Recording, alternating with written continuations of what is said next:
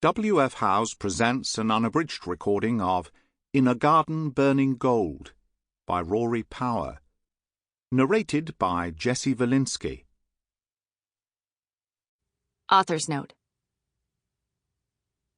The fictional setting of In a Garden Burning Gold is inspired by various parts of the world, but it is not intended as a true representation of any one country or culture at any point in history.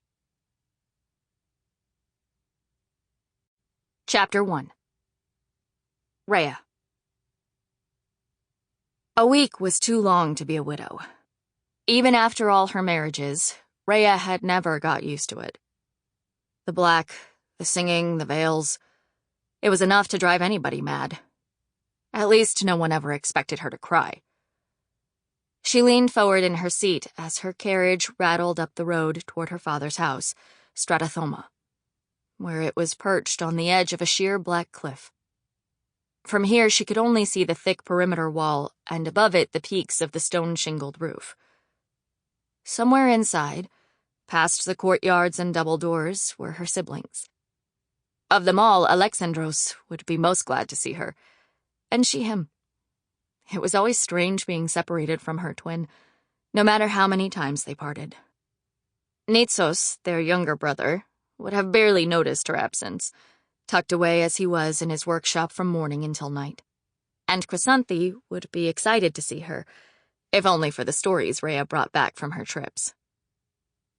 Little Chrysanthi, although, Rhea reminded herself, they were none of them so little anymore, gathered up the stories Rhea told about her consorts and kept them in a small tin box by the side of her bed. Sometimes, if Rhea listened closely during the night, she could hear Chrysanthi open the box and munch contentedly on a story or two, leaving crumbs strewn across her bedsheets. Well, she wouldn't be disappointed this time. Rhea had a few stored up with just the right flavor. A sweet, spicy autumn sort of crispness. Those were Chrysanthi's favorites.